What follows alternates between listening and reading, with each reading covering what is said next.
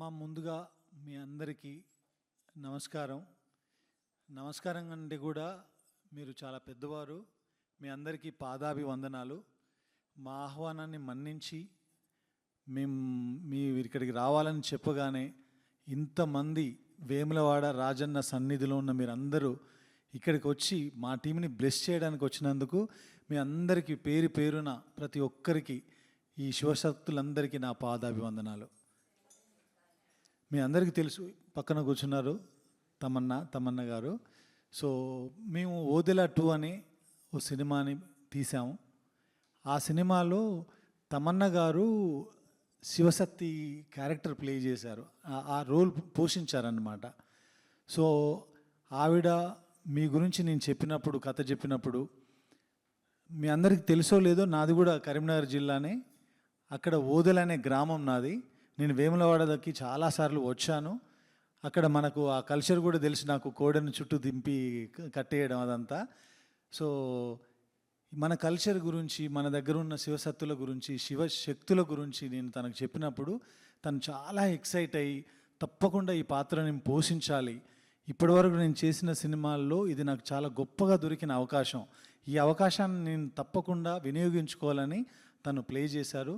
So చాలా అద్భుతంగా play చేశారు. నాకు అదృష్టం ఏంటంటే ఈ క్యారెక్టర్ రాయడానికి కానీ, ఇంత దూరం ఈ సినిమాని తీసుకురావడానికి కానీ, మీరు కాకపోయినా మీ అమ్మలను నేను చూసుంటాను చిన్నప్పుడు. ఆ వేములవాడ వచ్చినప్పుడు, లేదంటే శ్రీశైలం వెళ్ళినప్పుడు, కొమరవెల్లికి వెళ్ళినప్పుడు, ఓదెల మల్లన్న సన్నిధిలో వెళ్ళినప్పుడు ఇవన్నీ చూశాను కాబట్టి నా మెమొరీలో చిన్నప్పుడు అలా ఉండిపోయినాయి. అదే విషయాల్ని నేను కథ రూపంలో రాసుకొని, మీరందరూ ఎలా చేసేవాళ్ళు, ఎలా ఉండేవాళ్ళు, ఎలా నడిచేవాళ్ళు, నాకు ఉన్న జ్ఞానంతో నేను తనకు చెప్పాను. తను ప్లే చేశారు. తప్పకుండా రేపు ఈ కల్చర్ గురించి, దీని గురించి తెలిసిన వాళ్ళందరూ కూడా ఈ సినిమాని ఆశీర్వదించి చాలా పెద్ద సక్సెస్ చేస్తారని నేను నమ్ముతున్నాను. సో మీ ఆశీర్వచనం కూడా దానికి ఉండాలి మాకు. శివశక్తులు అంటే మీరు మీ ఫ్యామిలీస్ని వదిలేసి, సంసార జీవితాన్ని వదిలేసి, నాకు తెలిసి వేములవాడలో రాజన్నకు మీ జీవితాలు అంకితం అయిపోయినాయి. అంతే మొత్తం మీరు అక్కడే అంకితం అయిపోయి ఆయన కోసమే బ్రతకాలి, ఆయన సేవలోనే బ్రతకాలి, ఆయనకు ఉన్నటువంటి విషయాన్ని మీరు ప్రజల్లోకి తీసుకెళ్ళాలి.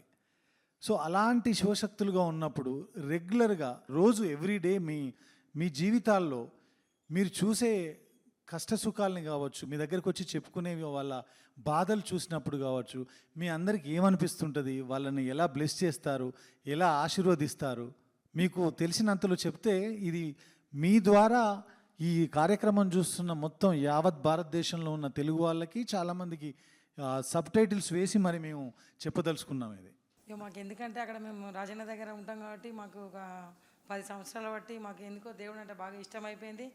దేవుడు కూడా జనాలందరినీ మైక్ దగ్గర పెట్టు. దేవుడు కూడా జనాలందరినీ ఇలా ఉండే నా బిడ్డలందరూ నా దగ్గరనే ఉండాలి, మంచి ఎల్లకాలం మంచిగా సేవ చేస్తూ మంచిగా బతికి పిల్లల్ని ఇలా మంచిగా చదువుకోవాలని చెప్పి దేవుడు మాకు ఇట్లా చెప్తారా? మేము ఇప్పుడు శివశక్తులమని అని తెలిసింది. మీరు మా పాత్రలో పోషించినప్పుడు, మాలో స్క్రీన్ మీద కనిపించినప్పుడు మీ ఫీలింగ్స్ ఎలా ఉన్నాయి? నాకు ఏమనిపిస్తుందంటే, సినిమాలో మేము అమ్మాయిల్ని డాక్టర్ కానీ, పోలీస్ ఆఫీసర్ కానీ, వేరే పాత్రల్లో మేము చూసాము. కానీ ఒక శివశక్తి అనేది ఎవరు స్క్రీన్ మీద అది చూపించలేదు. సో అదే ఒక పెద్ద బాధ్యత.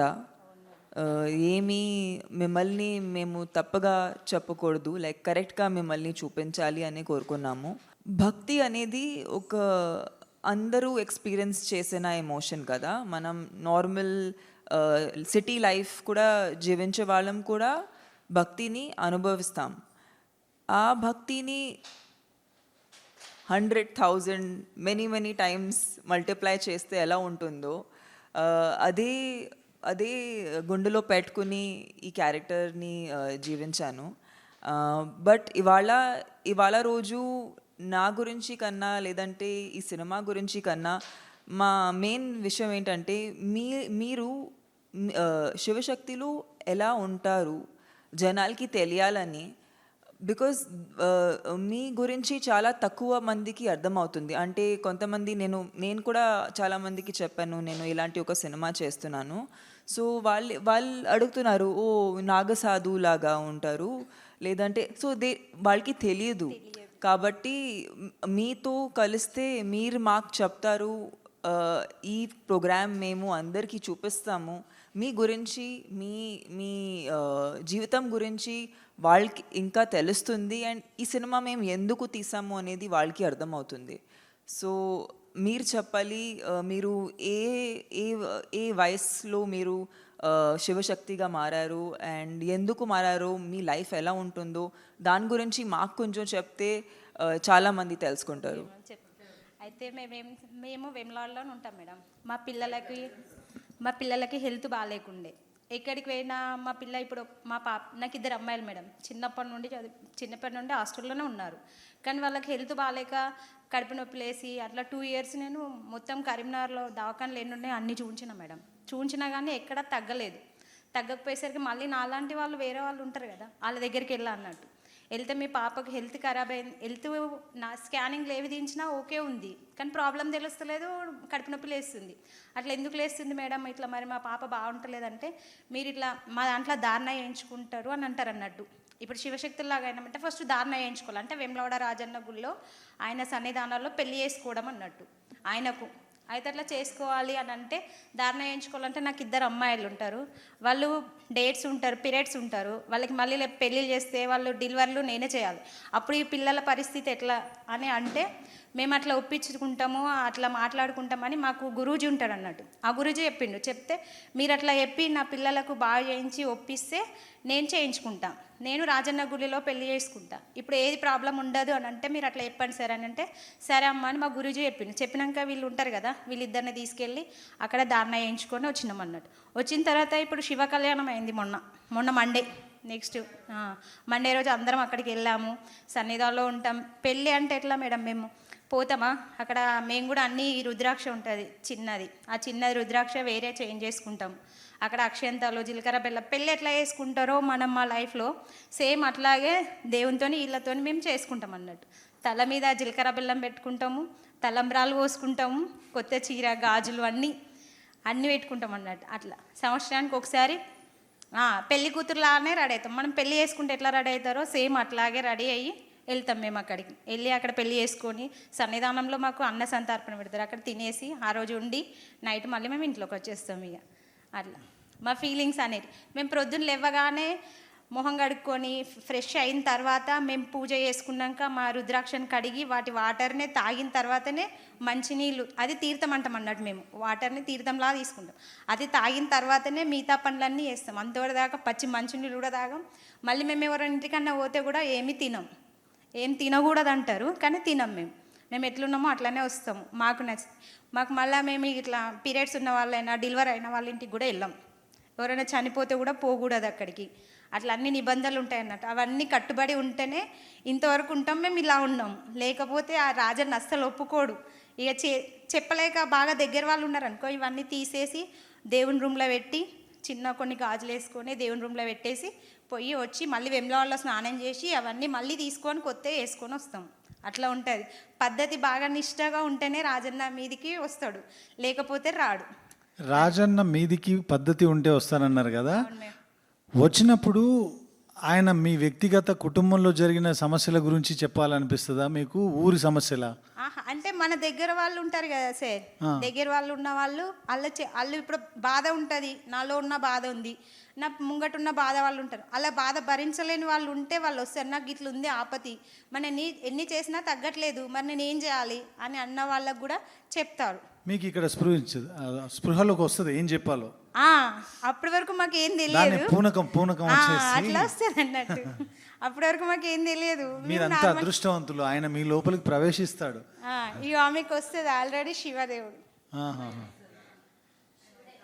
కాశీ విశ్వేశ్వర స్వామి ఉన్నాడు ఆమెలో. ఆవిడని ఇలా చూడడం, దగ్గర నుంచి చూడడం, మిమ్మల్ని కలవడం మా అదృష్టం అండి నిజంగా. మేము అందుకే ఈ సినిమా ప్రారంభోత్సవం కూడా మేము కాశీలోనే చేయడం జరిగింది. ఈ సినిమాకు సంబంధించిన ఏదైతే మేము తీసామో దాన్ని ఫస్ట్ టైం ప్రపంచానికి చెప్పే ముందు దాన్ని తీసుకెళ్ళి కుంభమేళాలో మేము దానికి ప్రజల్లోకి తీసుకెళ్ళడం జరిగింది రిలీజ్ చేసి. ఫస్ట్ నేను డాక్టర్ నుంచే పడ్డా, అయితే నాకు తలకాయల రక్తం గడ్డ కట్టింది, ₹1 బిల్లలుపు కట్టింది. అయితే హాస్పిటల్ అన్నీ తిరిగినాం మేము, హాస్పిటల్ అన్నీ తిరిగితే అమెరికా కూడా వేసుకోయారు నన్ను. వేసుకోయినా బతకది అన్నారు. ఇక లాస్ట్ ఒక 4 సంవత్సరాలు తిరిగిన నేను. అమెరికా డాక్టర్ ఏమన్నాడంటే ఇక అయిపోయింది ఇంటికి వేసుకోరు అన్నారు. అన్నాక తీసుకొచ్చి గడ్డలేసారు. ఫస్ట్ ఏంటంటే మా చిన్న కొడుకు 9 నెలలోడు పూర్తిగా సీరియస్ ఉంటే ఒక ఆమె చెప్పింది కదా, రాజన్న నమ్మితే మీ కొడుకు బతుకుతాడు అని అన్నారు. ఇక ఐసు లెక్క అయిపోయింది ఆయన. ఫస్ట్ పరమం అది ఎమ్లవాడ అన్నది మాకు తెలియదు అప్పుడు. మాకు యాదగిరిగుట్ట కొండగట్టు అదే ఉండే. ఇక నా అమ్మంగానే ఒక 5 నిమిషాలకు మా కొడుకు లేచిండు.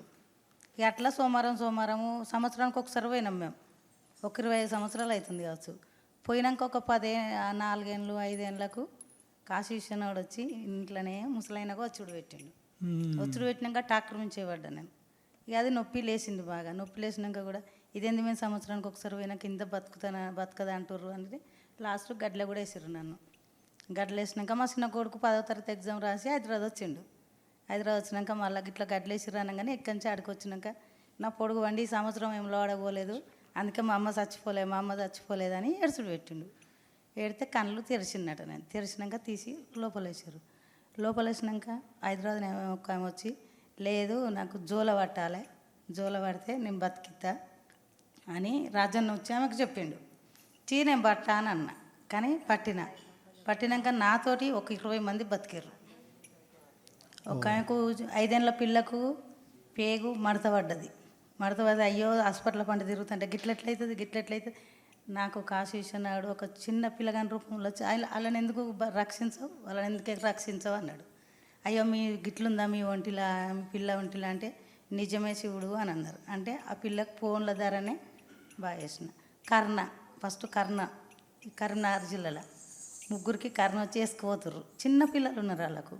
అయ్యో వాళ్ళు బతకాలి కదా మన కుటుంబం వెనుక వాళ్ళని కాపాడాలి నేను.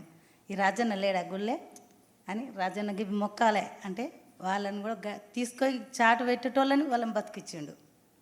నేను కూడా బతికిన. పిల్లలు కానోళ్ళకు 15 ఏళ్ళు 20 ఏళ్ళు ఇట్లా ఆయాసపడ్డోళ్ళకు అయ్యో వాళ్ళు ఇంత ఆయాసపడుతుర్రు అన్నాక మళ్ళీ నాకు రాజన్న అయినా యమలాడ రాజేశ్వర స్వామి కాశీశ్వరుడు మా దిక్కు సిద్ధేశ్వరుడు ఉంటాడు. వీళ్ళొక గిట్లనే నీళ్ళక తెల్ల బట్టలు వేసుకొని అమ్మ వాళ్ళకి పిల్లలు లేక అల్లాడిత్తుర్రు, నువ్వెందుకు అట్లుంటున్నావు, మేము లేమని ఇవ్వంట్లే, నువ్వు వాళ్ళని బట్టు వాళ్ళకి సాయం చెయ్యి అంటే నేను ఒక 60-70 మందికి సంతానం ఇప్పించిన, ఒక 30 మందికి పెళ్ళిళ్ళు చేసిన. ప్రాణాలు పోయేటోళ్ళకి కూడా నేను కాపాడిన. కానీ నేను రూపాయి తీసుకోలేదు. ఎందుకంటే నా ఇంట్లో ఆపతి వెనక సిరి ప్రజలని నేను కాపాడాలి. యమలాడకు ప్రజలు ఇంత పెరగాలి. మీరే ఇంకేముంది, ఆయన శివయ్య మీ రూపంలో ఉన్నాడు. భక్తి అంటే అది డెఫినెట్గా మేమిద్దరం ఈ సినిమా షూట్ చేసేటప్పుడు ఎంత స్ట్రాంగ్గా ఫీల్ అయ్యాము. అండ్ మీకు తెలియాలి సార్ వైఫ్ యాక్చువల్లీ చాలా పెద్ద, she's a very big Shiv bhakt. And ఆమె నన్ను చాలా ఇన్స్పైర్ చేసింది యాక్చువల్లీ. మంచిగా చేసినావు కదా నువ్వు. యా వెరీ ఆమె నాకు ఒక శివలింగం కూడా ఇచ్చింది. నేను నా ఇంట్లో అది నా టెంపుల్ ఉంటుంది అక్కడ నేను దానికి స్థాపన చేశాను. సో మిమ్మల్ని చూసి నిజంగా మేము మీ లైఫ్ ఎలా ఉంటుందో అది అర్థం చేసుకోవడానికి నిజంగా మేము చాలా ఎక్సైటెడ్గా ఉన్నాము. మేడం ఇది ముందటికి నువ్వు నడిపితే నువ్వు మంచిగా పైకొస్తావు.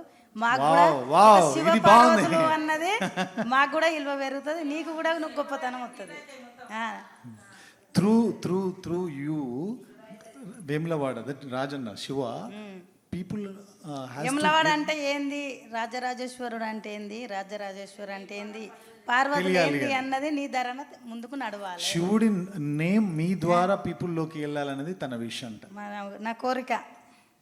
Thank you so much. మీరు ఇలా చెప్తుంటే నాకు యాక్చువల్లీ నేను చాలా చాలా ఫీల్ అయిపోతున్నాను. Thank you so much. Life మీరు చెప్పినవి విన్న తర్వాత, మీరు అంత పెద్ద ఇన్సిడెంట్ జరిగిన తర్వాత మీరు సర్వైవ్ అవ్వడమే శివుడి యొక్క కృప, శివుడి యొక్క అంతే ఆయన దయ.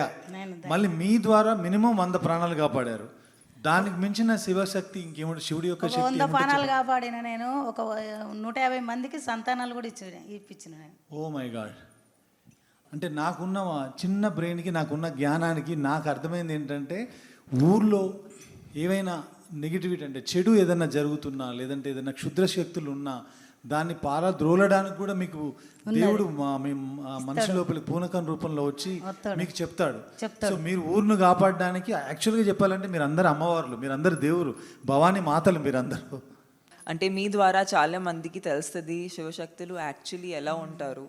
అండ్ ఎవరు మాకు చెప్పొచ్చా, లైక్ మీరు ఒక రోజులో మీ రోజు ఎలా గడుపుతుంది, మీరు ఇప్పుడు మీరు మామూలు వ్యక్తిని చూస్తున్నారు, వాళ్ళని చూసి మీ లైఫ్ చాలా డిఫరెంట్గా ఉంటుంది.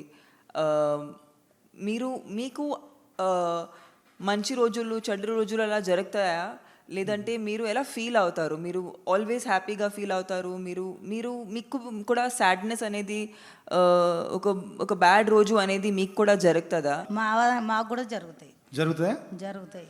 మేము కూడా మస్తు కష్టపడాల్సిన పరిస్థితి. మేము కూడా శివుడు ఎన్ని పరీక్షలు పెడతాడో అన్ని నెగ్గాలి మేము కూడా. ఇప్పుడు నాయి చెప్తే మేడం మస్తు నరకం అన్ని చూపించినాయి, అన్ని నెగ్గుకుంటున్నా నేను పరీక్ష పెట్టిన. ఇప్పుడు నేను శివునిలో లోకమైన పరీక్షలు పెడతాడు. ఇప్పుడు నాకు 9 సంవత్సరాల సంది పెట్టిండు పరీక్షలు. నేను పిల్లల్ని కూడా ఇచ్చిపెట్టి నేను గుట్టల పంట తిరిగి వచ్చిన 7 సంవత్సరాలు తిరిగి వచ్చిన నేను. అబ్బా అమ్మ, ఇప్పుడు మీరేమో శివశక్తులు, మీరే మా కష్టాలు తీర్చేవాళ్ళు. మరి ఇందాక మీరు అంటున్నారు మీకు కూడా కష్టం వస్తుందని. ఆ కష్టం ఇంకోరి కష్టం తీర్చడం కోసం వచ్చే కష్టమా, లేదంటే మీ జీవితంలో మీ కుటుంబంలో వచ్చే కష్టం? నా కుటుంబంలో నాకే వచ్చింది కష్టం. మీకే వచ్చింది. అయినా దాన్ని తట్టుకొని దానిలోంచి నెట్టుకొని బయటికి వచ్చి మళ్ళీ రాజన్న సేవ చేసుకుంటున్నారు. చేస్తున్నా, ఇంకా ప్రజలకు చేస్తున్నా, నా ఇంట్లో చేస్తున్నా. ఎట్లా అని సార్ చెప్తున్నా. నా కొడుకు, నేను 8 సంవత్సరాలు నా కొడుకు స్కూల్కి వెళ్తుండు, నెత్తురు వస్తున్నా అంటే మేము నమ్మలే. మా అబ్బాయి అయితే పిల్లలు చెప్పినా, నేను ఎవరు చెప్పినా నమ్మలే. అప్పుడు పనిపోతున్నా నేను, నమ్మక అంత ఒకసారి ఇంటికాడనే ఉండి చూసిన నేను. ఆ పిల్లాడు అక్కే నిజమా, అయ్యో పిల్లలు ఆటపాటలతో ఇట్లా అబద్ధం ఆడతారు అని నేను నమ్మలేను. చూసినాక నిజమే అన్నారు. నేను నలుగురు దగ్గరికి 3 దగ్గరికి పోయినా. నువ్వు రాజనని వేసుకో, ఎక్కడ కానింగ్ తీసినా ఏది రాలేదు. రాజనని అన్నాడు. అయినా చేయించుకున్నాక కూడా కష్టాలే పెట్టిండు నన్ను చాలా వరకు. అయినా ఇప్పటికైనా మస్తు కష్టం పడుతున్నా నేను. కానీ ఎక్కడ ఏ దారి లేకుండా మళ్ళీ తండ్రిని కొలుతూనే ఉన్నా. కానీ ఎక్కడైనా కొంచెమైనా ఇయ్యగలుగుతాడు కావచ్చు అని ఆశ కొద్ది నేను అంత బమల ఇంకా అసలు రాజన్నను కొలుతూనే ఉన్నా. చూసారా మరి, అన్ని కష్టం వచ్చినా మీరు రాజన్న వదలట్లా. నాకు నా తినే పరిస్థితిలో నేను లేకున్నా కానీ నా పిల్లలకు ఇచ్చిండు కదా రాజన్న జోలై, అడకచ్చైనా పెట్టుకుంటా అన్న ఉద్దేశం కొద్దీ నేను నా పిల్లలను నా భర్తనైనా కాపాడుకుంటా వస్తున్నా. అమ్మ, మీరు మీ సాధనలో ఏం చేస్తారో కొంచెం మాకు చెప్తారా? నాకు సమస్య ఏమొచ్చిందంటే, మా భర్త ఉన్నప్పుడు, మా భర్త లేడు, చనిపోయిండు.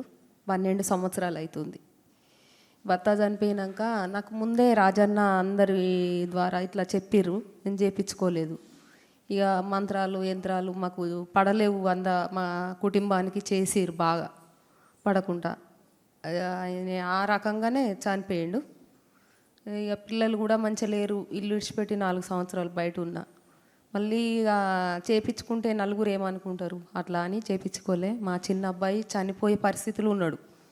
ఇక దవాఖానలో కార్తీక్ హాస్పిటల్ తీసుకోవద్దు, గంటకు 5,000 ఒడిచినాయి. ఇక నాకు కూడా ఆరోగ్యం బాగాలేదు, షుగరు, థైరాయిడ్, బీపీ ఇవన్నీ అనారోగ్యంగా బాగాలేను. భర్త చనిపోయినాక ఉంటాయి కదా పరిస్థితులు బాగుండయి. చేనేత కార్మికులమని ఆర్థిక పరిస్థితిగా బాగాలేము అప్పుడు.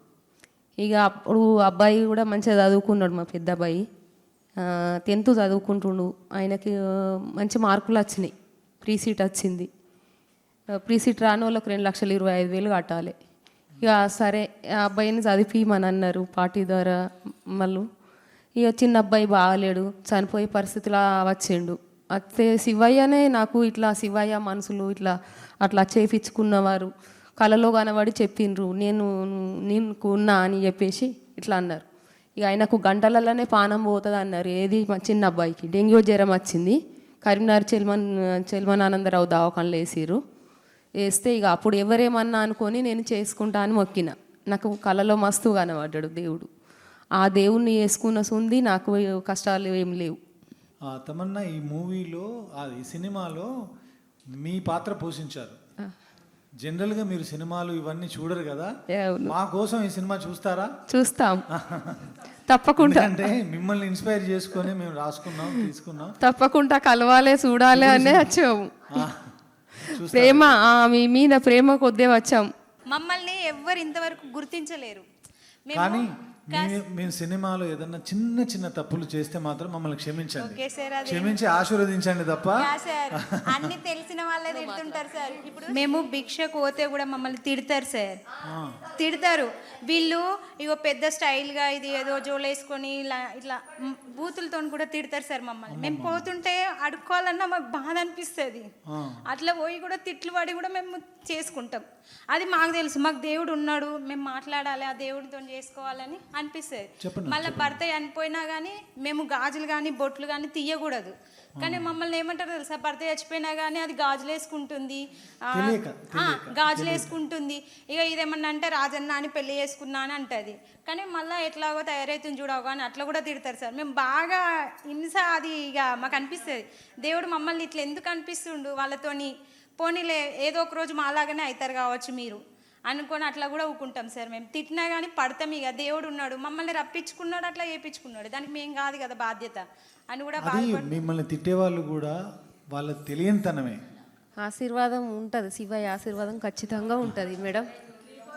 మేము మాట అన్నామంటే ఖచ్చితంగా మంచి జరుగుతుంది మేడం.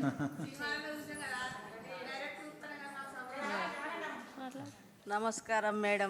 నమస్కారం. ఓం నమ శివాయ. ఓం నమ శివాయ. హర హర శంకర నమో శివాయ. హర హర మహాదేవ. ఓం నమో హర హర మహాదేవ్ శంభో శివాయ. ఏకవస్త్రధారణ అంటే ఒకే శారీ కానీ అదే ఏదైతే మీరు బట్టలు వేసుకుంటారో అదే జీవితకాలం వేసుకోవాలి, అదే జోలే పట్టుకోవాలి, అదే ఇది చేయాలి. మీ పక్కింటోళ్ళు ఎదురింటోళ్ళు ఎవరైనా సరే సినిమాకి వెళ్తుంటారు, వాళ్ళ ఫ్యామిలీస్తో ఏదైనా ఎంటర్టైన్మెంట్ ప్రోగ్రామ్స్కి వెళ్తుంటారు. అలా చూసినప్పుడు మేము దేవుణ్ణి నమ్ముకొని ఉన్నాము, లేదంటే మేము కూడా ఇలా సరదాగా తిరిగే వాళ్ళం అని అనిపిస్తుంటుందా? అస్సలు అనిపించదు కదా. అది అదే అదే ఆ శివయ్య మహిమ. మీ కళ్ళ ముందు అన్ని ఉన్నా కూడా మీకు అనిపించదు. మీరు ఇంట్లోంచి బయలుదేరితే మళ్ళీ ఇంటికి వచ్చేదాకా పచ్చి గంగ కూడా ముట్టరని అంటారు, నిజమేనది? వేరే వాళ్ళ ఇంట్లో తినరు. ఇప్పుడు పెండ్లీలకైనా భోజనం పనికొస్తుంది మాకు. మిగతా మళ్ళీ పుట్టెంటుకలు అవి పనికొస్తాయి మాకు. ఇక వేరే అంటే ఇప్పుడు సారీ ఫంక్షన్ అంటారు, అది పనికిరాదు మనకు. చనిపోయిన కాడిది పనికిరాదు. ఆడపిల్ల పుష్పవతి అయినప్పుడు చేసి డెలివరీ అయింది, డెలివరీ అయితే వెళ్ళకూడదు, వెళ్ళం. ఇక మనకు అక్క చెల్లె దగ్గర వాళ్ళు అయితే ఇవన్నీ తీసి బంధం అనేది భగవంతునికి అయితే తెలుసు కదా, మన ఆత్మ కొట్టుకుంటది కదా, అక్క తమ్ముడు ఆ చెల్లె అని. ఆ ప్రాణం ఆగదు కదా. కన్న తల్లి అయినా మన అత్తగారి కుటుంబం అయినా అది దగ్గర వాళ్ళు, ఆ దేవుడిచ్చిన బంధమే కదా. చాలా మనసుకి చాలా కష్టంగా ఉంటుంది, కష్టంగా. ఇంట్లో మనిషి దూరం అయిపోయాడు, చనిపోయారు అన్నప్పుడు వెళ్ళలేకపోతే. ఇప్పుడు మా అమ్మ నాన్న చనిపోయిండు, అప్పుడు ఏం చేయాలి, నేను తీయాలి కదా. నాన్న కాబట్టి దేవునికి అమ్మ నాన్న తర్వాతనే దైవం కదా. ఫస్ట్ మనం వచ్చిందే అమ్మ నాన్న దగ్గరికి వెళ్ళి, కాబట్టి అమ్మ నాన్న కంటే మించిన దైవం అయితే ఉండదు కదా. ఆ దేవునికి అన్ని మొక్కి అక్కడ పెట్టేసి పూజ గదిలో పెట్టేసి మనము అవన్నీ కార్యక్రమాలు అమ్మ వాళ్ళ ఇంటికాడ అవన్నీ అయిన తర్వాత మనం అక్కడ ఏం తినము, మన ఇంటికి మనం వచ్చేస్తాము, కానీ చూసుకుంటాం కదా, బాధ్యతలు అనేటివి చూసుకుంటాం కదా. తర్వాత మళ్ళీ గంగస్నానము ధర్మపురికి పోయి గంగస్నానం చేసి వచ్చి మళ్ళీ శివయ్య దగ్గరికి పోయి వచ్చిన తర్వాత అక్కడ శివయ్య చెట్టు కాడ దీపం ముట్టించిన తర్వాతనే మళ్ళీ మన ఇంట్లో పూజ చేసుకుంటాం, అప్పుడు వేసుకుంటాం. అంత నియమంగా ఉంటాం సార్. ఉంటారు.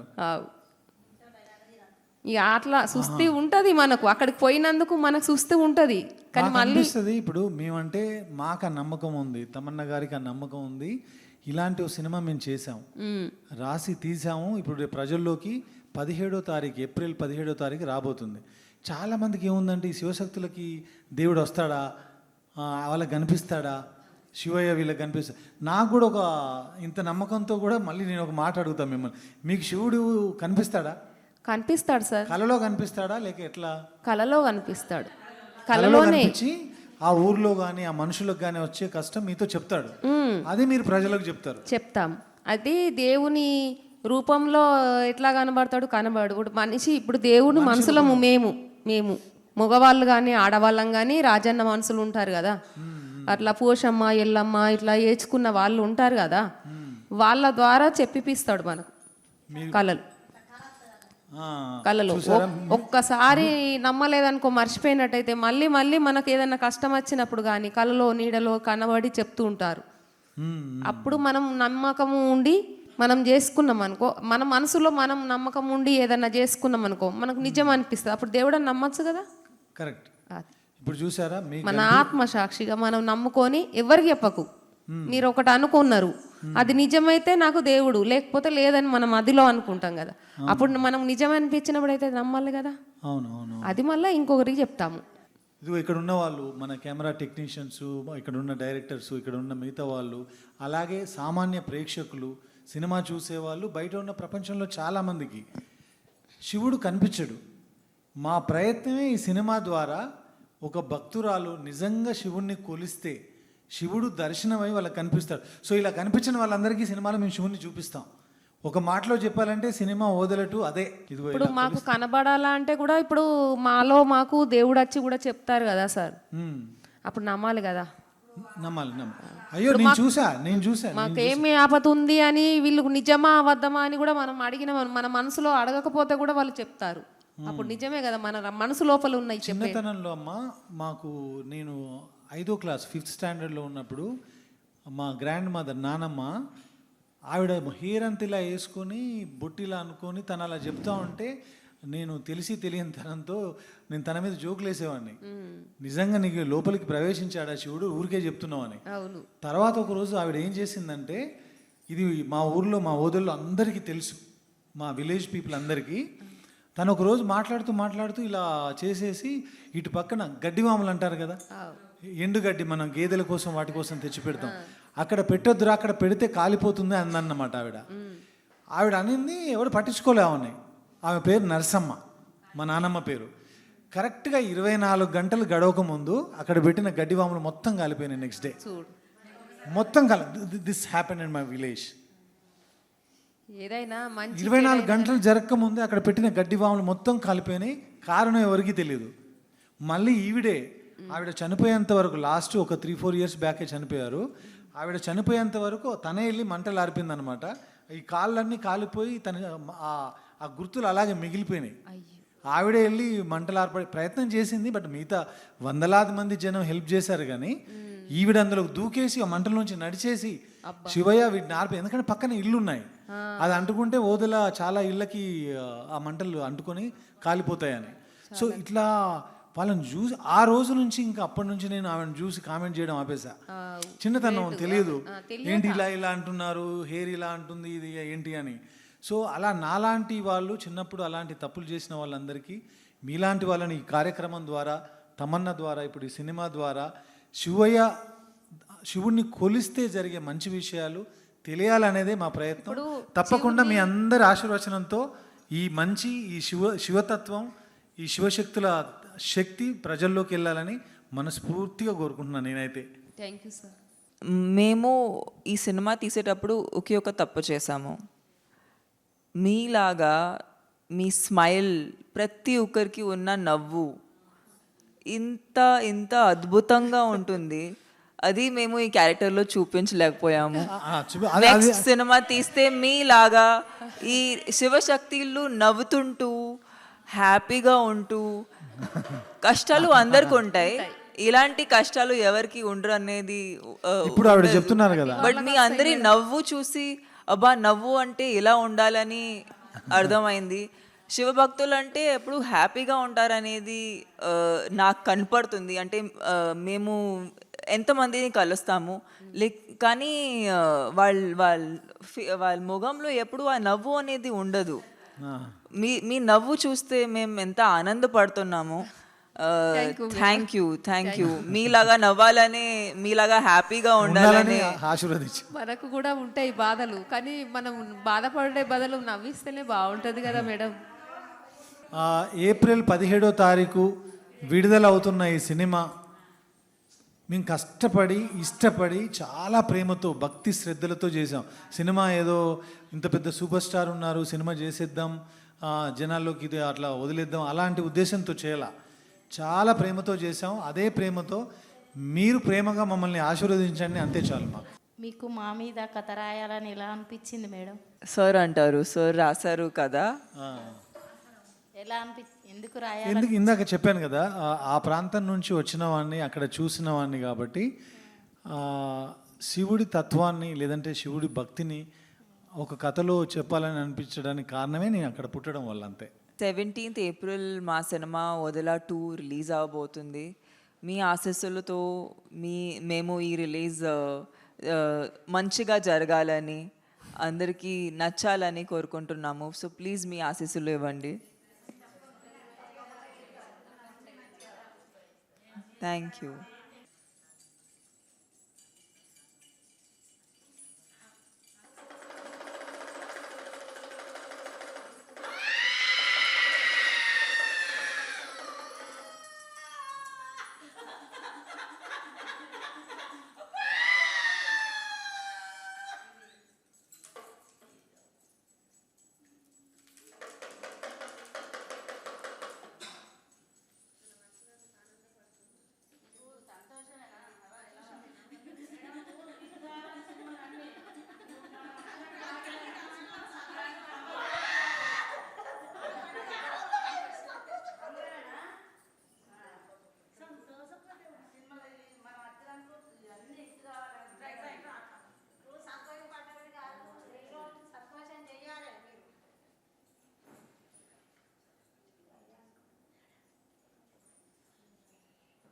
సంతోషం కొద్దిగా ఉన్నావా? ఆనందమేనా? మల్లన్న దేవుడు అట మేడం. మీరు మల్లన్నను నమ్ముకోమని చెప్తుండు. అన్నీ అనుకున్నాడు జరుగుతాయంట. మల్లన్నను శివయ్యను నమ్ముకోమని చెప్తుండు. గుడికి రమ్మంటారా? కొమరేలి మల్లన్న, కొమరేలి మల్లన్న.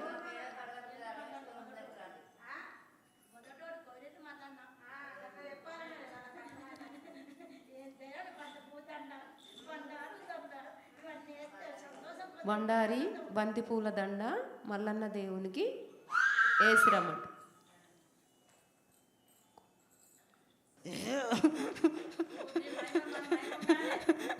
రాజరాజేశ్వరుడు అంటే బొల్లా శంకరుడు నేను, భక్తవ శంకరుడు నేను, ఆపతిన్నోళ్ళకు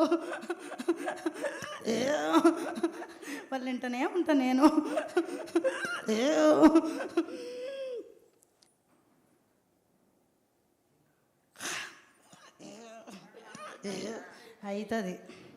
అవుతుందా? రాజరాజేశ్వరుడు అంటే ఏంలో వాడంటే ఏందో నీ ధారణనే తెలిసిపోతుంది. రాజరాజేశ్వరుడు అంటే ఏందో రాజన్న ఏంటో అన్నది.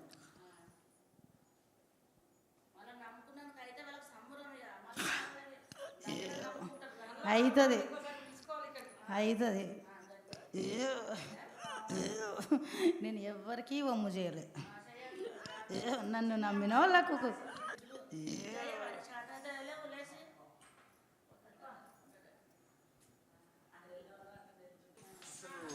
ఒక 20-30 ఏళ్ళ తర్వాత మళ్ళీ ఇలా చూడడం జరిగింది వీళ్ళని. అమ్మా తప్పకుండా అమ్మా 2 ఏళ్ళ తర్వాత